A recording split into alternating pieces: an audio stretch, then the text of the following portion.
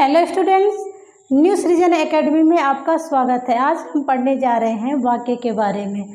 इससे पहले हमने शब्द पढ़ लिया, विराम चिन्ह पढ़ लिए, शब्दों के प्रत्येक अंगों को देख लिया, किस प्रकार से शब्दों की उत्पत्ति हुई है, उसमें जो है विकारी अविकारी सब हमने समझ लिया है। आज हम समझने जा रहे हैं वाक्य को। वाक्य किसे कहते हैं? वाक्य किसे कहते हैं? वाक्य जो है कई सारे शब्दों, सार्थक शब्दों के मेल से बनता है। जो शब्द होते हैं जब वो वाक्य में आते हैं तो पद जब बन जाते हैं, यानी कि बहुत सारे सार्थक पदों के मेल से जो है उनके व्यवस्थित मेल से वाक्य का निर्माण होता है। यहाँ देखें, सार्थक शब्दों का व्यवस्थित समूह जो है वो क्या कहलाता है? वाक्य कहलाता है। वाक्य के अनिवार्य तत्व, अब ये देखते हैं कि जो वाक्य है उसके अनिवार्य तत्व कौन कौन से हैं। तो पहला आपका अनिवार्य तत्व है सार्थकता, दूसरा है आपका योग्यता, तीसरा है आकांक्षा, चौथा निकटता, पांचवा पदक्रम और छठा है आपका अन्वय। सार्थकता मतलब कोई भी जो वाक्य है वह अपना जो है सार्थक अर्थ उसमें से निकलना चाहिए। योग्यता का अर्थ होता है कि इसका कोई भी जो अर्थ निकल रहा है उस अर्थ को निकालने के इसके अंदर योग्यता होनी चाहिए। जो आकांक्षा है, आकांक्षा का मतलब ये है कि ये जो वाक्य है ये क्या कहना चाहता है, यानी कि इसमें कुछ भी अधूरा न छूट जाए। जो आकांक्षा है यानी जो उद्देश्य है उस वाक्य का, वो वाक्य पूरा होना चाहिए। यानी कि वाक्य क्या कहना चाहता है वो पूरा होना चाहिए, उसमें कुछ भी अधूरापन नहीं होना चाहिए। निकटता का मतलब है कि जैसे राम स्कूल जाता, ये सब निकटता का ध्यान होना चाहिए। जो सारे पद हैं वो सारे उनकी निकटता का ध्यान हो। पदक्रम में जो ये प्रत्येक पद हैं वे क्रम से हो। ऐसा ना हो कि स्कूल आगे आ जाए, राम पीछे चला जाए, या जाता आगे आ जाए, तो ऐसा नहीं होना चाहिए। जो है प्रत्येक जो पद हैं उनका क्रम होना चाहिए। अन्वय का मतलब होता है कि इन पदों का आपस में मेल होना चाहिए। मेल किस प्रकार का होना चाहिए? अगर लिखा जाए कि राधा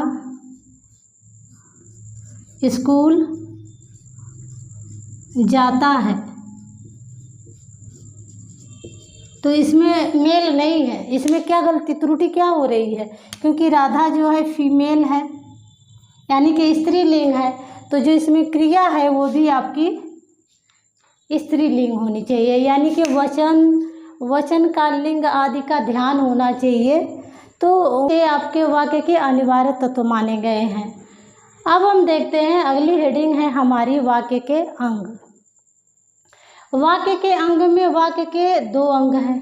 एक तो है आपका उद्देश्य और दूसरा है आपका विधेय। बचपन से हम पढ़ते आ रहे हैं उद्देश्य को और विधेय को। इंग्लिश में हम इसे सब्जेक्ट कहते हैं और इंग्लिश में इसे जो है हम प्रेडिकेट कहते हैं। यानी कि जो कार्य करता है, जो वक्ता है, जो बोलता है, जो कार्य को करता है, वह जो है आपका उद्देश्य होता है। और उसके अलावा, उद्देश्य के अलावा जितने भी प्रत्येक पद होते हैं वे सारे आपके विधेय के अंतर्गत आ जाते हैं। कर्ता के अतिरिक्त प्रत्येक पद जो है वो आपके आएंगे विधेय के अंतर्गत। अब हम देखते हैं कि इसमें जो है निकालते हैं कि कर्ता कौन है। तो स्कूल जाने का काम कौन कर रहा है? राम कर रहा है। तो ये जो राम है ये आपका क्या हो गया? उद्देश्य हो गया।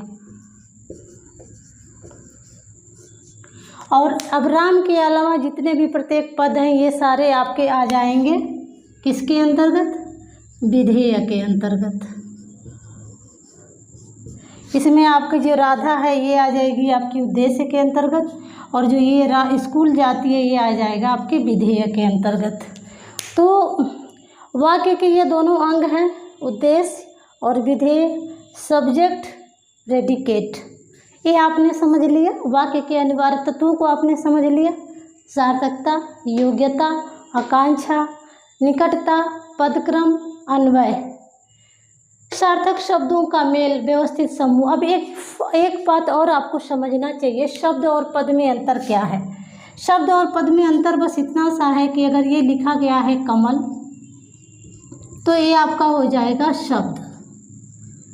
अगर इस कमल को यहाँ एक वाक्य में लिख लिया जाए, कमल खिलता है, कमल खिलता है, तो ये जो है आपका पद बन गया। अब ये बन गया पद, यानी कि जब शब्द जो है वाक्य में आ जाए तो जो शब्द होता है वो क्या बन जाता है, पद बन जाता है। शब्द और पद में बस इतना सा फर्क है। तो इतना आपने समझ लिया। अब हम देखते हैं वाक्य के भेद। हम देखते हैं वाक्य के भेद। वाक्य के भेद में दो आधार पर वाक्य के भेद किए गए हैं। एक तो रचना और बनावट के आधार पर, और दूसरा आधार है अर्थ के आधार पर। रचना और बनावट के आधार पर इसके तीन भेद हैं, सरल, मिश्र और संयुक्त। और अर्थ के आधार पर जो वाक्य हैं वे उनकी जो संख्या है, उनके प्रकार जो है वो 8 है। रचना और बनावट के आधार पर 3, सरल, मिश्र और संयुक्त। और अर्थ के आधार पर आपके 8, विधानवाचक, निषेधवाचक, प्रश्नवाचक, इच्छावाचक, संदेहवाचक, आज्ञावाचक, विस्मयवाचक और संकेतवाचक। सरल वाक्य जो है आपका, सरल वाक्य जब बनाया जाता है तो उसमें सिर्फ एक उद्देश्य होता है और एक विधेय होता है। इसकी ट्रिक ये है पहचानने की। जो मिश्र वाक्य है उसको पहचानने की ट्रिक है, उसमें एक तो आपका प्रधान उपवाक्य होगा और दूसरा उसमें जो है गौड़ या आश्रित उपवाक्य होंगे। एक भी हो सकता है और 2 भी हो सकते हैं या उससे अधिक भी हो सकते हैं। जो संयुक्त वाक्य है, इस संयुक्त वाक्य की पहचान ये है कि 2 या 2 से अधिक सरल वाक्य योजकों के द्वारा आपस में जुड़े होंगे।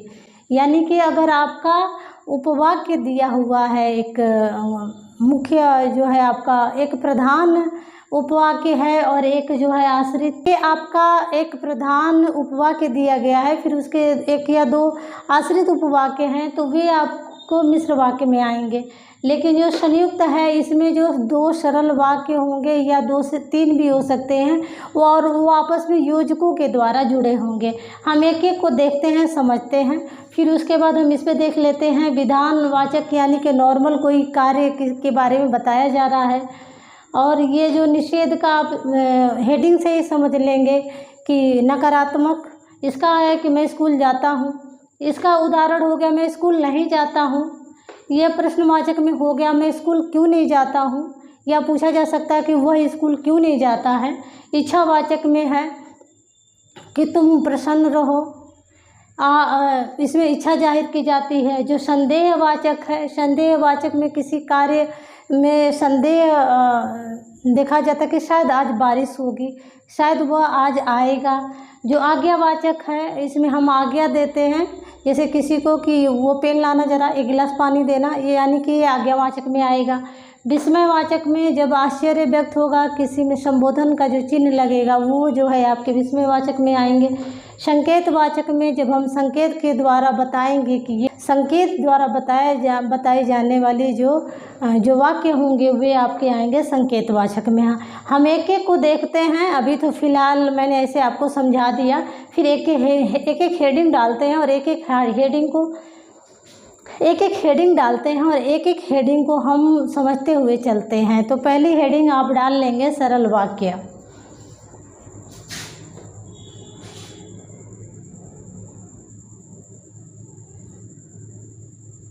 पहली हेडिंग होगी हमारी सरल वाक्य।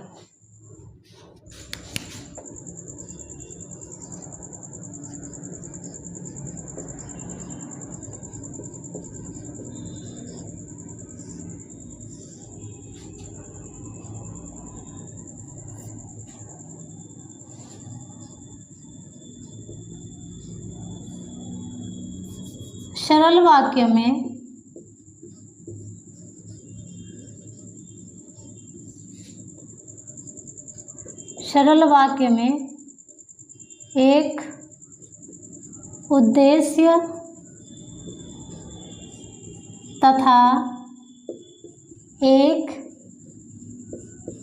विधेय होता है। उदाहरण देखेंगे।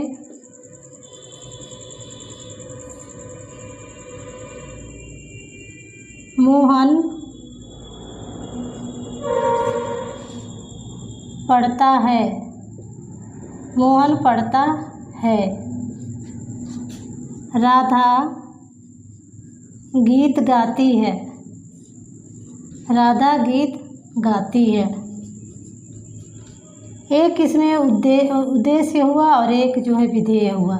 एक उद्देश्य है और एक विधेय है। तो आपने समझ लिया सरल वाक्य को। अगली हेडिंग डालते हैं हम मिश्र वाक्य।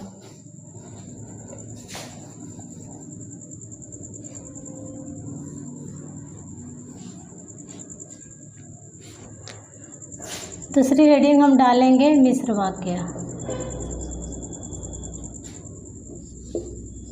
मिश्र वाक्य में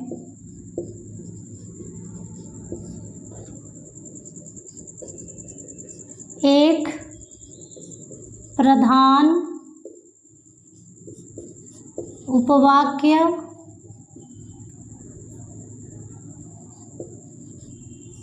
उपवाक्य के साथ एक या एक से अधिक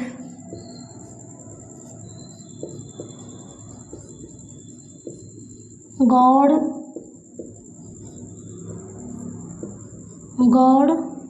ब्रैकेट में उसे कर लेंगे हम गौड़ यानी कि आश्रित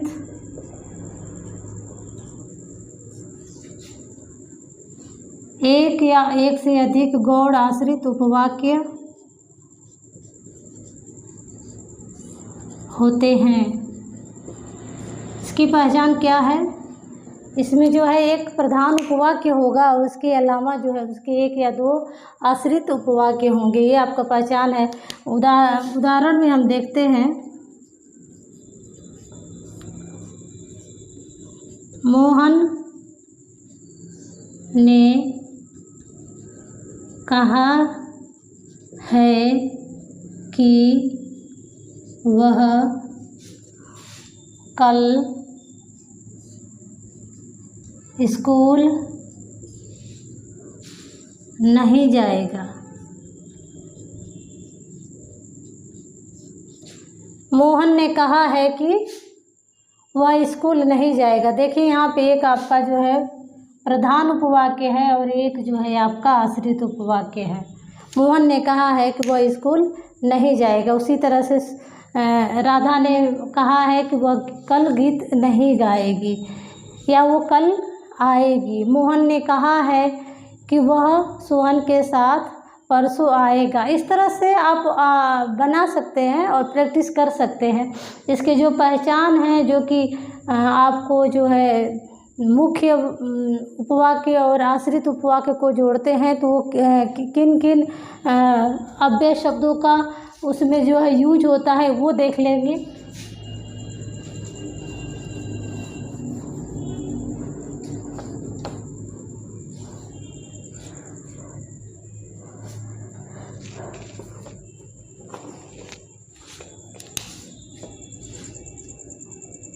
कि क्योंकि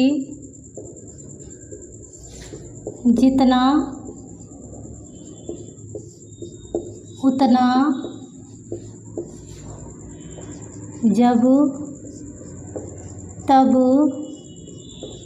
जैसा वैसा इत्यादि।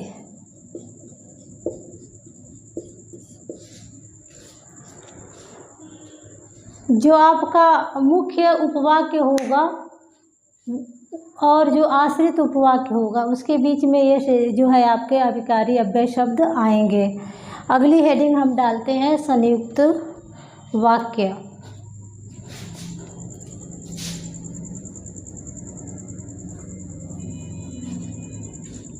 संयुक्त वाक्य। संयुक्त वाक्य जिन वाक्यों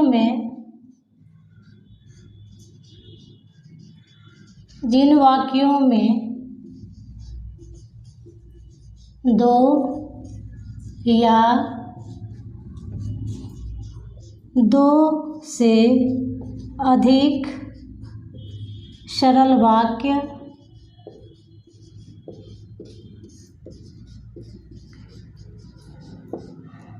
सरल वाक्य योजकों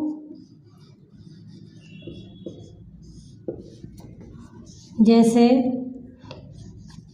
और, तथा, या, अथवा, इसलिए, अतः, फिर भी, नहीं तो, किंतु, परंतु, अतः आदि से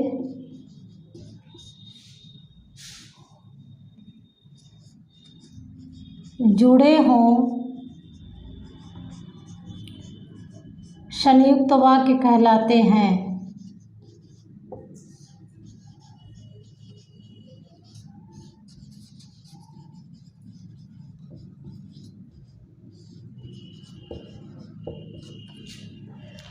जिन वाक्यों में दो या दो से अधिक सरल वाक्य योजकों द्वारा, जैसे कि और, तथा, या अथवा, इसलिए, अतः, फिर भी, नहीं तो, किंतु, परंतु, अतः आदि से जुड़े हों संयुक्त वाक्य कहलाते हैं।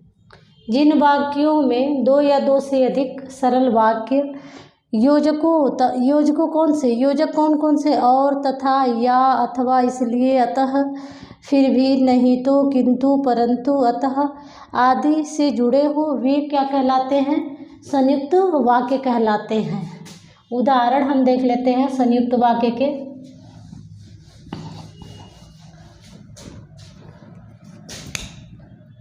उदाहरण,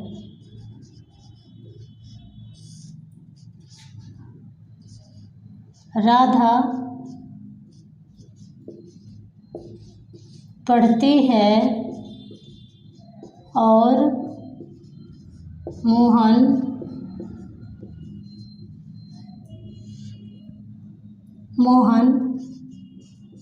बाहर घूमता है। दो सरल वाक्य हैं, एक तो मोहन बाहर घूमता है, राधा पढ़ती है। दो सरल वाक्यों का ये योजक चिन्ह है, योजक है, इसके द्वारा जोड़ा जा रहा है। एक और ले लेंगे हम, राहुल शोर करता है और मोहन शांत रहता है।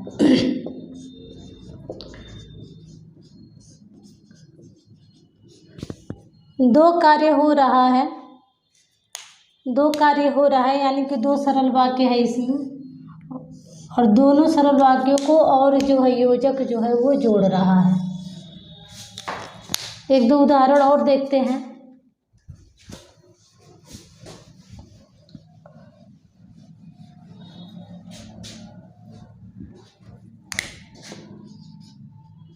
बच्चे शोर कर रहे थे, अतः मास्टर साहब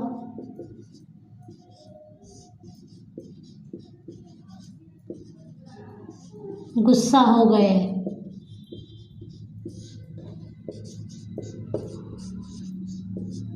इस तरह से और भी आप वाक्य बना करके और इसकी अच्छी तरह से प्रैक्टिस कर लेंगे।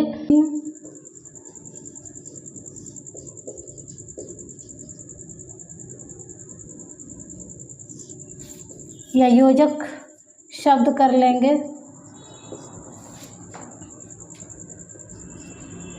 इसमें योजक आपका होगा और, तथा, लेकिन, किंतु, परंतु, परंतु इसलिए,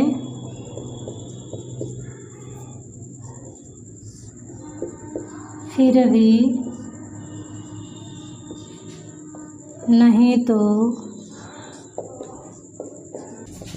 या, अथवा, अतः इत्यादि।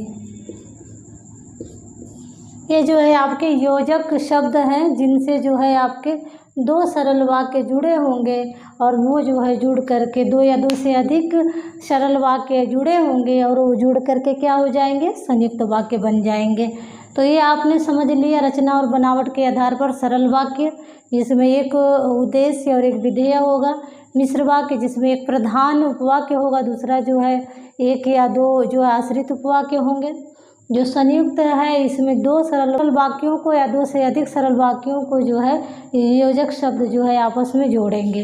हेडिंग डालते हैं अर्थ के आधार पर। नंबर 1 विधानवाचक।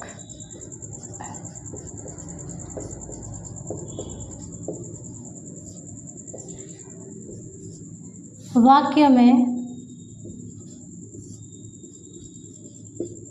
किसी कार्य के होने या करने का बोध होता है।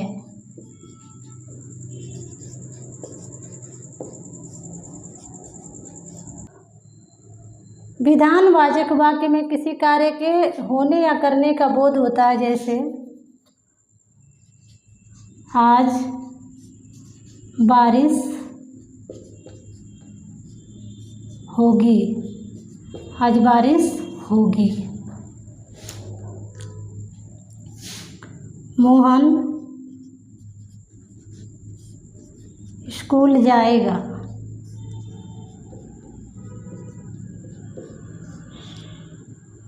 वह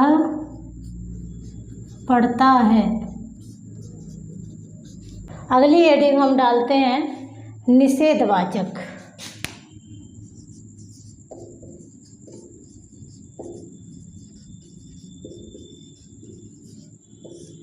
निषेधवाचक वाक्य में किसी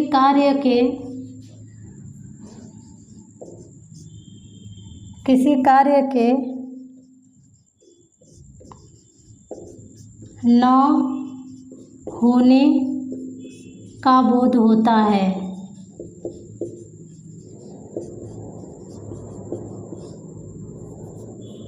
निषेधवाचक वाक्य में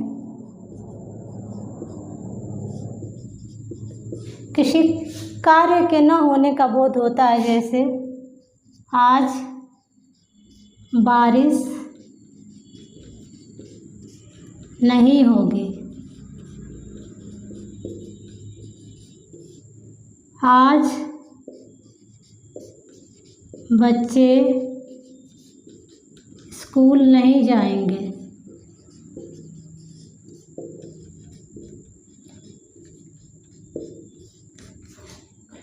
निषेधवाचक को समझना बहुत ही आसान है, यानी कि जिसमें कार्य को मना किया जाए होने का, वहाँ आपका जो है निषेधवाचक वाक्य कहलाता है।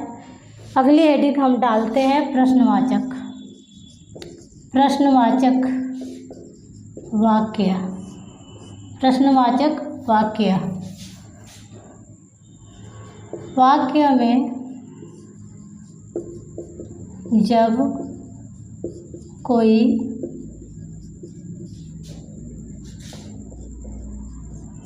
जिज्ञासा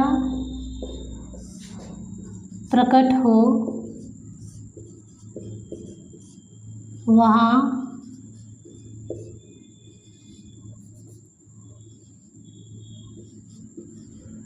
प्रश्नवाचक वाक्य बनता है। जैसे उदाहरण देखेंगे, क्या आज बारिश होगी, क्या आज बारिश होगी, क्या, और अंत में जो है ये आपका क्वेश्चन मार्क लग जाएगा। तुम्हारा नाम क्या है, तुम्हारा नाम क्या है। यहाँ जिज्ञासा हो रही है ना उत्पन्न, यहाँ भी जिज्ञासा है कि क्या आज बारिश होगी, यहाँ भी जिज्ञासा है कि तुम्हारा नाम क्या है। अगली हेडिंग हम डालते हैं इच्छावाचक। वाक्य में जब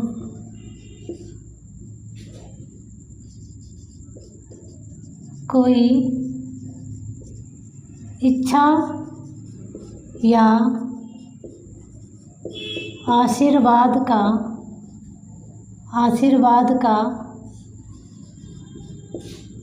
बोध हो, वहाँ इच्छावाचक वाक्य का निर्माण होता है।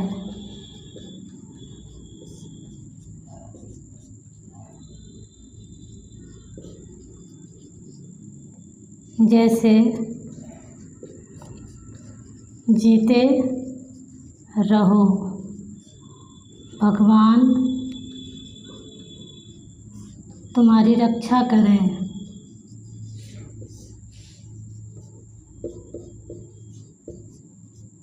भगवान तुम्हारी रक्षा करें। यानी कि इसमें इच्छा और आशीर्वाद का बोध होता है।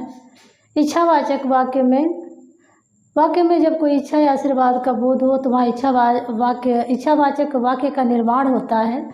जैसे जीते रहो, भगवान तुम्हारी रक्षा करें।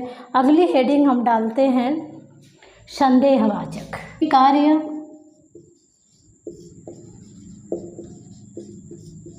के होने में, किसी कार्य के होने में संदेह हो, संदेह का बोध हो, वहाँ संदेहवाचक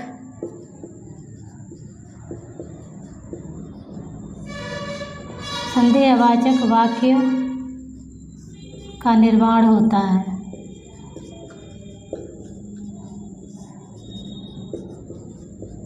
उदाहरण देखेंगे,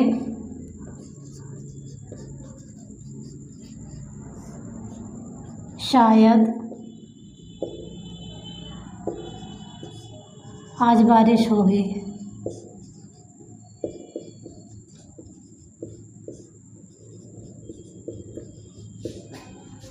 शायद मम्मी मेरा इंतज़ार कर रही होंगी।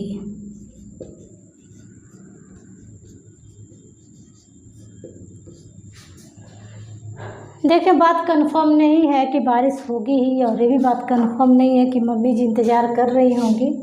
तो ये आपके जो वाक्य हैं वो आएंगे आपके संदेहवाचक वाक्य के अंतर्गत। अगली हेडिंग हम डालते हैं आज्ञावाचक।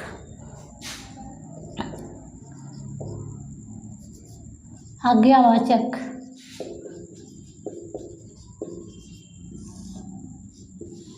वाक्य में जब कोई आदेश या आज्ञा प्रस्तुत हो तो वहाँ आज्ञावाचक वाक्य का निर्माण होता है।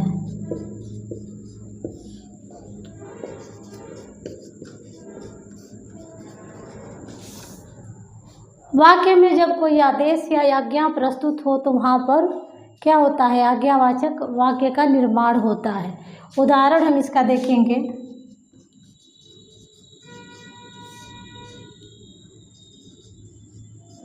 घर पर रहो,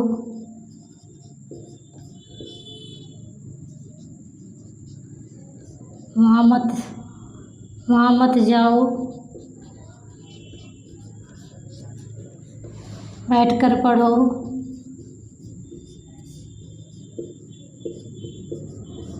शोर मत करो,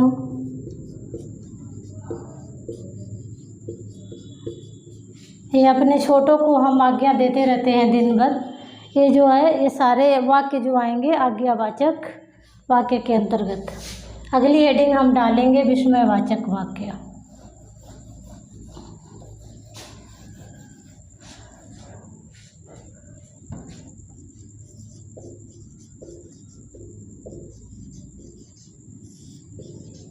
विस्मयवाचक वाक्य, जब वाक्य में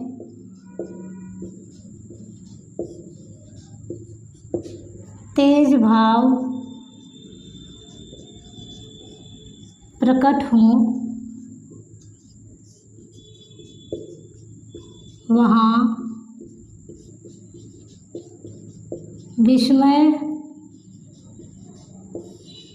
विस्मयवाचक वाक्य का निर्माण होता है।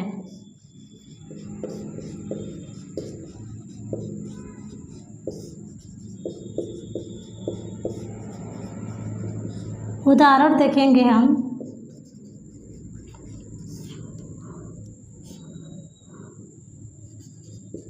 हे राम, यह क्या हो गया?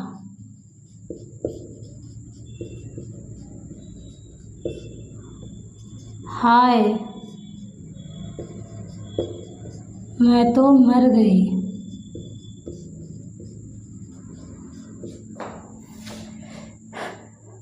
यानी कि विस्मयादि बोधक जो अव्यय हैं, वे जो वाक्य हैं वो आपके आते हैं विस्मयवाचक वाक्य के अंतर्गत। संकेतवाचक में हम देखेंगे।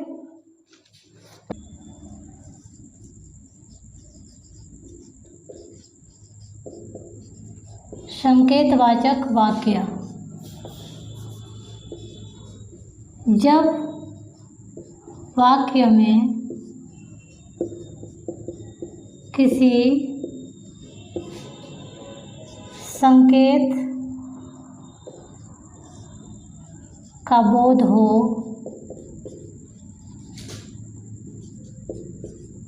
वहाँ संकेतवाचक वाक्य का निर्माण होता है। जब वाक्य में किसी संकेत का बोध हो तो वहाँ संकेतवाचक वाक्य का निर्माण होता है। उदाहरण हम देखेंगे। यदि पढ़ोगे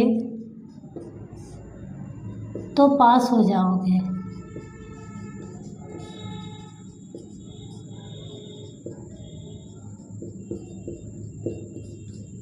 जैसा करोगे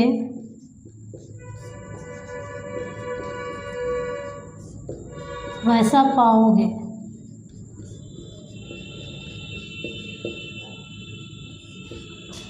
देखिए, इसमें संकेत बताया जा रहा है, यदि पढ़ोगे तभी पास होगे, जैसा करोगे वैसा ही पाओगे।